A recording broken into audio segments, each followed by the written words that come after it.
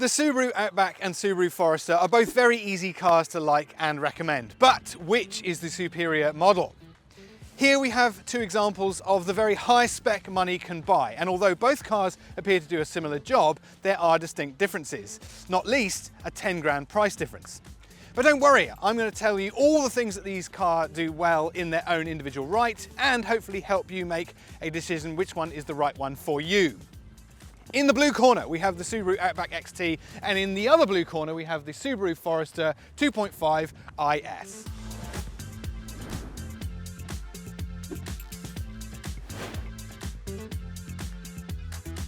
Full disclosure, what we actually have here are two special editions. The Forester is based on the 2.5 IS, but is the STI Sport, and that costs about $1,500 more than the version it's based on, at about $53,000.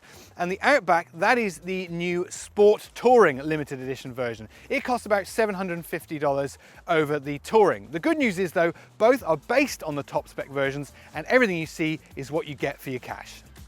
Unsurprisingly, both cars share the same Subaru standard unlimited kilometre warranty, which lasts 5 years. Original Subaru equipment is also guaranteed for 3 years if fitted to a new vehicle. As this is the STI Special, it gets blacked out 18-inch alloy wheels and grille, crystal black side and rear garnishes, black door mirror caps, roof rails, fog light garnishes, and front and rear guards along with those STI badges. It also has STI tuned dampers and a few garnishes on the inside too. The Outback has fewer special edition extras but starts with more kit in the first place. The Sport Touring treatment brings geezer blue paint, green exterior garnishing, black rear badges, dark metallic alloy wheels, and a crystal black rear spoiler. Both models have Subaru's permanent all-wheel drive system and a CVT, continuously variable automatic transmission, but when it comes to under the bonnet stuff, that's where these two cars get very different. Under the Forester's bonnet, we have a 2.5 litre naturally aspirated, fuel-injected flat 4 engine. That engine has been under the bonnet of many Subarus for many years. But over here, under the bonnet of the Outback, we have a much newer engine. This is 2.4 litres, turbocharged and fuel injected, and as you can tell from this lovely air-to-air intercooler. This engine is essentially a detuned version of the one under the bonnet of the Subaru WRX. So this promises to be the performance hero, even though that one is the one with the STI badge on the boot.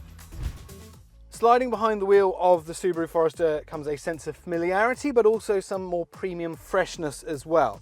Familiar because this car has been around for a little while already, but also premium freshness in the form of this lovely upholstery and a special treatment to the whole interior. That's because this is the STI Sport version, so it gets this lovely upholstery and interior. But if you want something similar, you can get that in the top of the range 2.5 IS. Because this is the STI Sport, you get this lovely combination of burgundy and black and part leather, Napa leather. It feels great, but we'll talk about that more in the Outback, because I feel like the Outback gets a slightly nicer grade of Napa leather, but we'll compare when we jump in that car. Storage is fairly well represented, but there's a couple of ways this car is feeling its age maybe, and storage is one of them. The door pockets are feeling a bit skinny. There's a couple of decent sized cup holders down here, but the storage bin behind it is a bit small. And this storage little cubby here is only just big enough for a relatively small smartphone. So it's feeling its age a little bit there. And one of the other ways it's feeling its age is also in technology. So for a start, this whole car, look as you will, you won't find a USB-C charging slot anywhere. They're only USB-A's, 2 in the front, 2 in the back. I've got a 12-volt charging socket down here, an auxiliary in, 3.5mm jack. The screens are also saying a little bit dated as well. So got a reasonable touchscreen here, but it only measures 6.4 inches, which by today's standards is feeling pretty small. The saving grace is there's a second screen up here, which I rather like, 6.2 inches. It's kind of more widescreen proportions, but it works quite well. A lot of cars, including the Outback, are going for a big all-in-one screen, but the Forester still has the 2 separate screens, and it works quite nicely. Almost as good as a head-up display, but not quite as good. And while we're at it, this car does not have one. Finally, we'll go to the gauges. Now, this is the final way that you can tell this car is more than 6 years old. Good old-fashioned analog gauges, speedo and tachometer, and in between is a tiny little 4.2-inch digital cluster, so it does get full color digital display in there, but not the full digital display that a lot of cars are now gaining. Comfort-wise, these seats are adequate. They do have the STI logo embossed on the headrest, but that's pretty much where the STI similarities finish. They feel kind of like sitting on them rather than in them. They feel a little bit small for me. Maybe I'm just a bit too big for them. Perhaps that's the kindest way of putting it. You do get electric adjustment for both the front seats, and both front seats also get heating. There is no steering wheel heating, although you do get a lovely quality leather wrap to it and this red stitching. Finally, in this particular version, you get some more of those tantalizing STI gauges. The STI logo featuring in there, and some anodized pinky reddy bits, which obviously you wouldn't get in a normal top of the range Forester. So, some ways it's feeling its age, but in other ways it's still doing its job as well as it did when it launched about 6 years ago. There are one or two other old school features, which in this case I actually rather like. So the climate controls are separate to the touchscreen. A lot of manufacturers incorporating that into a touchscreen, which I really don't like unless it's very easy to get to. Here though, traditional, nice and easy to use, separated, excellent. Also, we've got some hot buttons, some quick shortcut keys for the infotainment system, which again, I really like because it's very easy to get to things like the home screen, navigation map. But if you listen carefully, they're a little bit rattly, bit old school. I'm okay with that because it means the functionality, which is the most important thing, is working well. And finally, we do get seat memory for the driver's side here because we've got electrical adjustment, and those are lovely old school buttons over on the door here, easy to see, easy to reach, not buried in any sub menus anywhere. So there are one or two old school touches, but I like the fact that functionally they still work really well.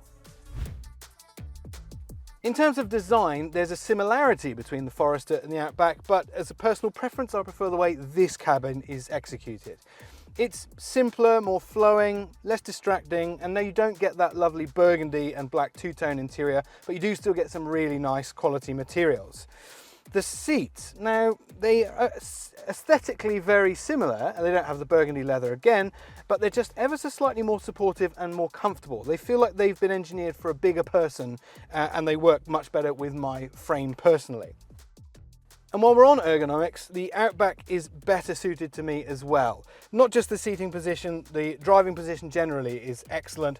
It's a longer legged, slightly better suited to taller, longer armed people like me. So ergonomics and layout, I think I prefer in this car. Storage is marginally better. There's still only a small cubby for the phone here and two reasonable sized cup holders. The storage central bin here is slightly larger, and the door pockets are about as skinny as the Forester, but it redeems itself all for this extra shelf there for the passenger. That's an excellent place to store things, and it frees up this area for the driver as well. One thing, well, we must talk about technology because this car has a CD player. Have you heard of one of those before? Yes, I hear they were big in the 1800s. Technologically though, this is a step above the Forester, and that is immediately obvious when you look at the central touchscreen. It measures just over 11 inches. It's effectively double the size of the touchscreen in the Forester, and it does a few things much better. First of all, the resolution is improved. The operating system is much faster. It brings up the various menus quicker than the Forester. You can tell this is running a newer system. It does incorporate the climate control system into the touchscreen, but it's always there. It can't get hidden in another sub-menu. It's always easy to access. So big tick there. While we're talking about comfort and climate features, this vehicle is fitted up to the nines. I get heated and ventilated front seats, and I do also get a heated steering wheel. And while we're at the steering wheel, we get the same lovely quality leather you get in the Forester, but with a silver stitching here compared with the red. We still get analog dials in here. We've got an old school mechanical tachometer and speedometer, and the same digital screen, full color in between the two. So we haven't advanced into a full digital screen for the driver, and nor have we got a head-up display. Both vehicles get a sunroof, but in the Outback it's a small one, whereas the Forester kind of goes into this part way into the second row. So a little tick to the Forester there, but ergonomically and technologically the Outback is far and away the superior car here. The quality of materials in here are comparable with the Forester. I personally prefer this more subtle combination of silver stitching and dark leather and black soft touch materials. The big difference is when it comes to the seats. As I suspected, this Napa leather is a much nicer quality than the Forester. Perhaps it's coming from different cows of different nationalities, I'm not sure, but I prefer the execution of the upholstery on these seats.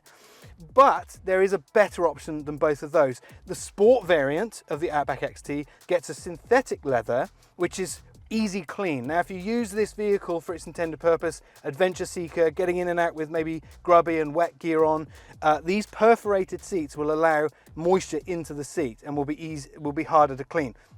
Go for the sport variant and it gets a lovely synthetic leather upholstery, which is really easy to clean, and I can say from experience it's a better option. You can't get that in the top spec. Other than that, the materials and the fit and the finish are definitely superior in this vehicle. The choice comes down to whether you like the more ostentatious interior with the burgundy and black of the Forester, or the more subtle and understated interior with black and dark greys in the Outback. With a central screen almost double in size compared with the Forester, the Outback is the car that feels most modern and up to date. And while its seats lack the STI badging, the Outback has the most comfortable and supportive cabin. As both cars feature Subaru's EyeSight dual camera based safety systems, safety features are fairly closely aligned. There's AEB and camera based driver monitoring system, along with a very effective lane keeping system and very well calibrated AEB. In the second row of the Forester, there is lots of space. Look at my knee room for a start. There's tons. That's my driving position in the front seat there, and I still have a good 100mm of knee room there. Also toe room, loads of space underneath that front driver's seat, and also fairly good thigh support as well. I've got more of the lovely upholstery we had in the front seats as well, and we do get my favourite feature, the folding centre armrest with a couple of cup holders. Beyond that, it's a little bit light on technology. I do get two 2.1 amp USB charging sockets, but as I said before, they're USB-A, not C. And I do have my own air conditioning vents back here for a little bit more comfort. But it does feel a little bit dated in the styling, this rather old school looking ceiling light up here. It is LED, so it has caught up with the times, and some storage for devices and MacBooks, that kind of thing, if you still use MacBooks in this day and age. Space is the big feature back here. It is comfortable, but the one thing I'll point out is that a majority of the space is up here. So if you have exceptionally tall children or basketball players or people who just like to wear big hats, then the Forester second row is the one for you. Visibility in the second row is also excellent thanks to the Forester's really tall glass house. Just look how high these windows are. Thanks to an elevated rear seat position also, I get a great view out through the front over these front seats. And look at how low that shoulder line is here. Even smaller people in the second row will get a great view out the side windows. The Forester's second row is a great place to spend some time, but pretty much everything it does well, the Outback does better. Let's start with space. I'm 186 centimeters tall, and look how much knee room I've got, even more than the Forester. Headroom is also excellent, perhaps not quite as much as the Forester. The only reason I've got a little bit more in the back here is because the sunroof space it occupies in the roof is slightly shorter, so my head is up in the void where there's no sunroof mechanism. But otherwise, it's better everywhere. Better support under the thigh, better shoulder room, and that view forward that's really good in the Forester is even better here because I'm sitting relatively higher. So the view out the side is excellent, the view forward is also just as good. I've got my centre armrest as well with two cup holders, just like the Forester. But from a technological point of view, it's also improved in here as well. Heated seats, which you can't get in the Forester, but you do in the top spec Outback. And I've got two USB charging points, but unlike the Forester, I've got one USB-A and one USB-C. 3 amps of charging, and it's the same up the front as well. Finally, the comfort levels are further boosted because I actually have reclining backrest back here. So for a car of this size and price, the second row is really outstanding when it comes to comfort and space. You might think with the Forester's more boxy and taller proportions, it gets the bigger boot, but actually it doesn't. It still measures 498 litres, which is pretty respectable for a vehicle of this size, but the Outback, that gets a 522 litre boot. And that comes down to actual length. We'll talk more about that when it comes to things like the back seat later.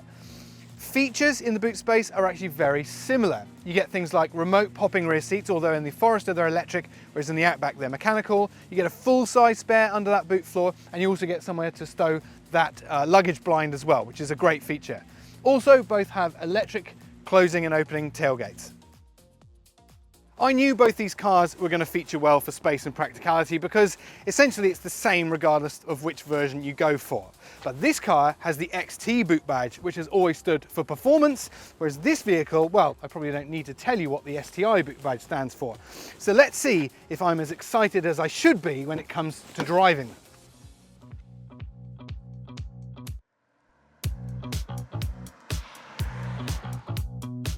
All right, let's just pretend for a moment that this car isn't the STI badge version of the Forester and it's just the top spec 2.5 IS, because that changes a couple of things. Under the bonnet is a 2.5 litre flat 4 naturally aspirated petrol engine with fuel injection and no turbo. And it's kind of obvious. On some of these more rewarding twisty roads, I find that engine, especially on some of the climbs, is having to rev a little bit because it doesn't have turbo torque. It's got 136 kilowatts and about 240 newton meters. So it can't rely on that low down grunt. Instead, it has to rev quite high to make any meaningful progress.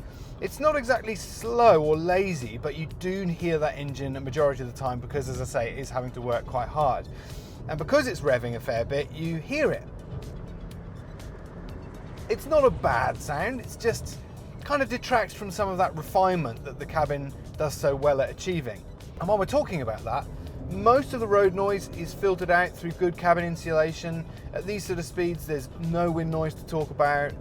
The refinement and the build quality is really, really acceptable, really quite respectable actually.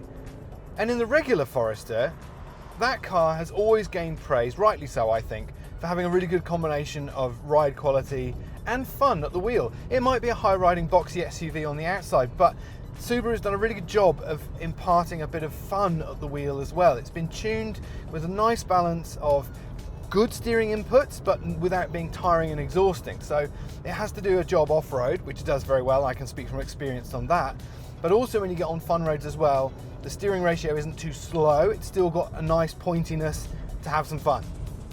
And also for a car that sits this high on the road, there's very little body roll as well. Acceleration, adequate at best. 136 kilowatts is not going to set anyone's hair on fire, but it is, as I say, adequate. One person on board, no luggage. This thing gets around as you'd expect it to. It also has a CVT, a continuously variable transmission, which is good at delivering all of that power and torque to all four wheels. It's a bone of contention for a lot of people. CVT, some people love them. I, for one, think Subaru do a CVT better than most.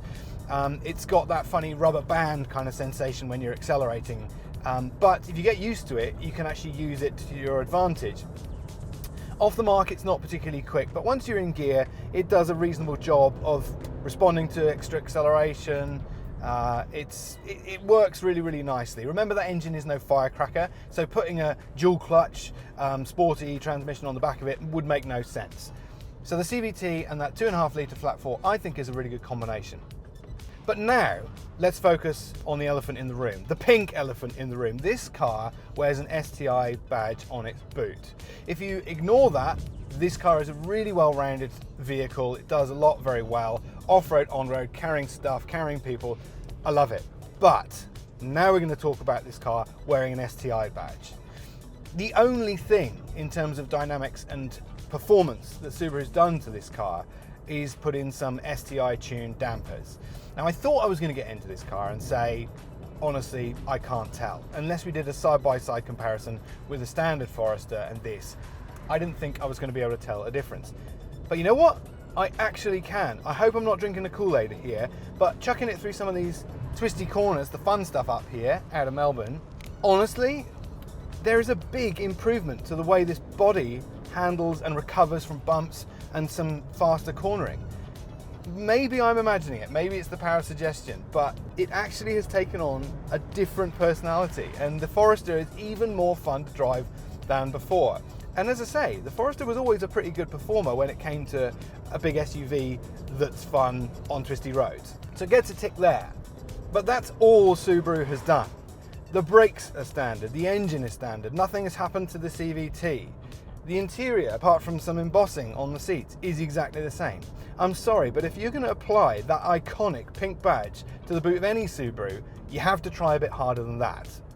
So if I were to talk about the range-topping Subaru Forester 2.5 IS, I think it's a great package. It might be nearly 6 years old or more in the market, but it still competes against some other fresher rivals really, really well. It's practical, it drives nicely, it's a reasonable price. But with an STI badge on the boot, I'm not so impressed. At best, it's perhaps a bit misleading, but at worst, I feel like it's diluting a brand that Subaru enthusiasts are really passionate about, and there's only so long you can do that before it actually starts damaging a really valuable asset for Subaru.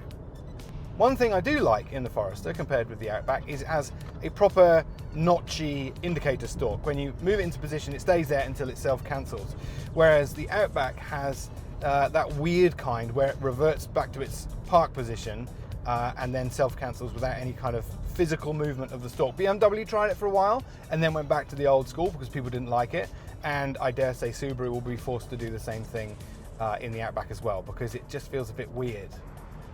This car also sits a few millimeters taller than the Outback on the road. It's got greater ground clearance, so if you are considering doing some off-road stuff, some particularly gnarly things, the ground clearance in this car may be an advantage to you.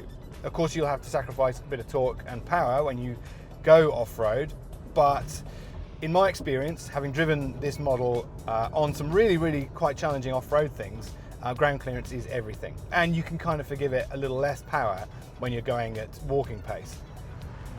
Speaking of which, I do have some driving modes, because this is a competent off-road vehicle. It does have several different all-terrain modes. So we've got just a normal mode, we have the different driving modes on the steering wheel. We've got SI drive to change the torque characteristics and the way the power is delivered, and throttle mapping. And then you've also got snow and dirt, or deep snow and mud. Definitely won't be needing either of those today. It's a beautiful day here on some sealed roads, but nice to know you've got those options to fall back on if you do go along the path less ventured. Even though the Outback and the Forester occupy a very similar space, they actually do the job very differently, and it's never more apparent than when you jump behind the wheel. The Outback has a very different character to the Forester, and I think in all the right ways.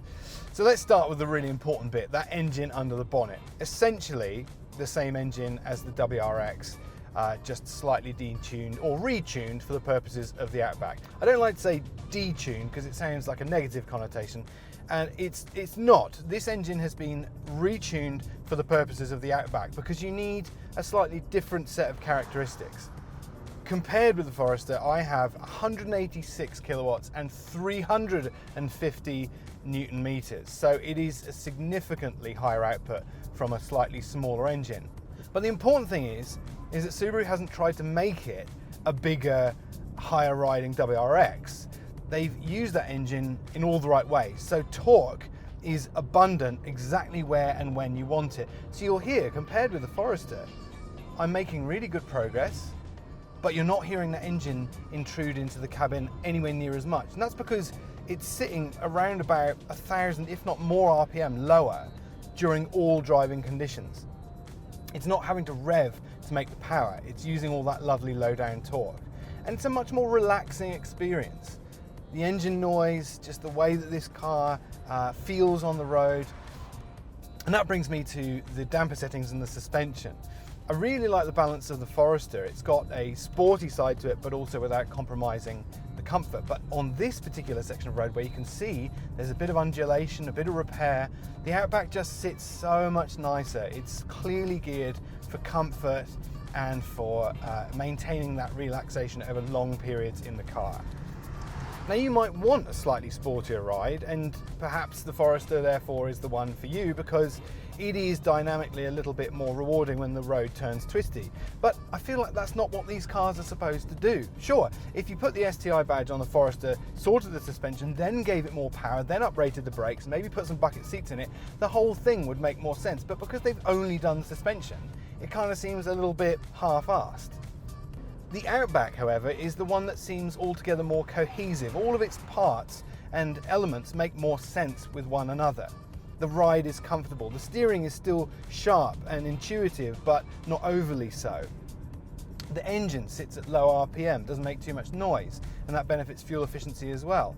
So this car seems to do everything in the same way, whereas the Forester doesn't really know what it wants to be. Unless, of course, you go for one of the non-STI versions, and then it's a much more comprehensive package, again, like the Outback, with all those elements making more sense with one another. Now, if you're expecting some kind of traffic light hero, then perhaps the Outback will disappoint you a little, because off the mark, it takes a bit of getting going, but once that engine is on song, it's got really good performance, really reasonable acceleration. And that's very deliberate. That's not a mistake by Subaru. You don't want this car to be some kind of drag racer. It needs that torque, perhaps when you're towing or you're off-road. In-gear acceleration is exactly what this car needs. So it's a very deliberate mapping of that engine, and it works really, really nicely. It still cuts corners really nicely. Like it's a reasonable performer. It's just not shouting about it. And that is one of the many things I like so much about the Outback. It's very understated. It's not shouty in any particular way. And in this special edition version, you just get a few subtle enhancements like that beautiful paint color, a few sort of blacked out bits on the outside. Many manufacturers would charge you more than $750 for a paint color. So I think a lot of people will buy this special edition for that lovely exterior color alone. And frankly, it's a bit of a bargain for a colour if you're really into it. There's also some driver assistance systems that are very similar across the board. Both of these vehicles have Subaru's excellent eyesight forward-facing dual camera system, which works really well. On the freeway out here today, I set the adaptive cruise control, bunged on the lane departure warning and steering assistance, and it was almost fully autonomous, albeit with me having to have my hand on the steering wheel. But frankly, it felt like a lot of the time I didn't need to. It's a really great system that locks onto those lines on the road, keeps you safe and happy all day long. That combination of a turbo engine and CVT just works so nicely in a car like this.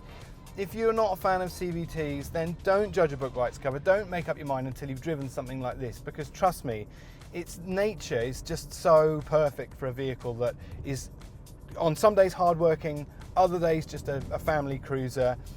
I can tell you, I've towed with an XT, I've been off-road in an XT. It just does everything really, really well. It's such a good all-rounder.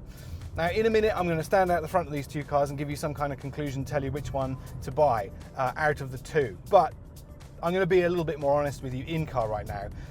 This car isn't the pick out of the two, just the Forester and the Outback. It's honestly the pick out of almost everything in its segment. I really like the Outback, and with the introduction of the XT powertrain, it just took on an all new level and addressed some of those things that people didn't really like about the naturally aspirated engine.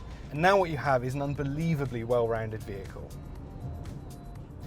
Now on paper, this vehicle doesn't look particularly quick. It's about 7 point something seconds 0 to 100, which is reasonable. I'm not saying it's a slow car, but in practice it doesn't feel like a hot hatch until you get into that mid-range where you really feel that power and torque. And that's exactly where you want it. I spent a lot of time at the wheel of an Outback XT. In fact, just last weekend I drove to Adelaide and back in one, and I can say that it was a very pleasant experience. This seating position suits me far better than the Forester. I love the driving position, I love the view out. It's a really, really excellent car to spend some time at the wheel of. The Forester is also a very good car to spend some time, long haul driving. It does that job particularly well, but I dare say that with its slightly more anxious engine, spending time at higher RPM, that added intrusion of noise into the cabin, it wouldn't be quite as relaxing as experience as this thing. One other thing that may interest you in the comparison of these two cars is the 2.4 litre turbo engine under the bonnet of this car is a lot newer than the 2.5 litre Atmo engine that's been going around Subaru's traps for a long time. We've already talked about the power and performance differences. We will touch on the fuel efficiency differences, but also, here's something, that 2.5 litre requires servicing every 12,500 kilometres, whereas this turbocharged version wants attention every 15,000 kilometres, which you might think is a bit weird. Turbochargers normally want a bit more maintenance than Atmo engines, but in this case, that's not true. Worth considering if you're totting up the cost of ownership of each car. So there's a curious irony with these two cars. Yes, if we're looking at just the top spec, normal, unlimited editions, they make a lot of sense. They're very close competitors. I would still go the Outback, absolutely.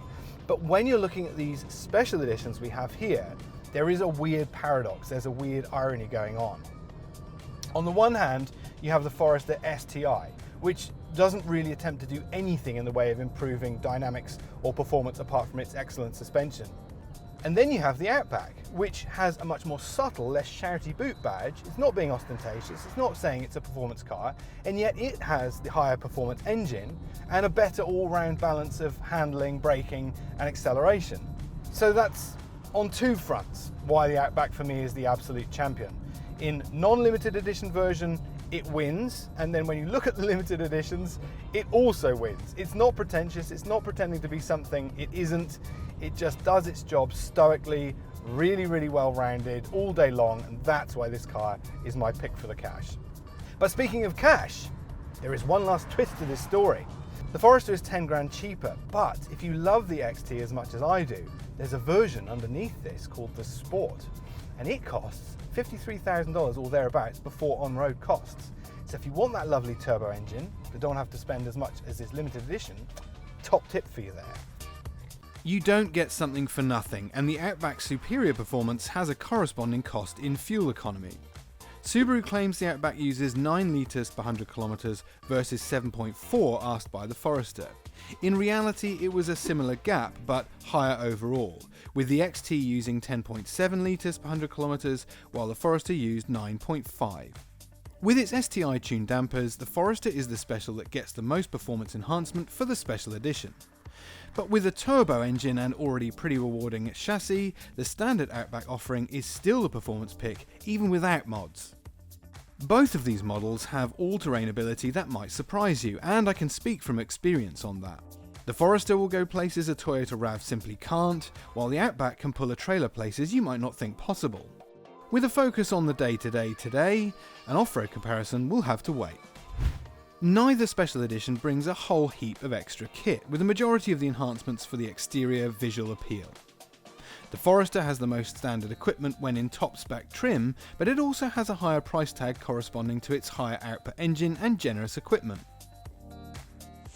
Even after 6 years in the market, the Subaru Forester is still a great package. It can really hold its own off-road, and regardless of the variant you go for, it's got a great blend of safety and comfort.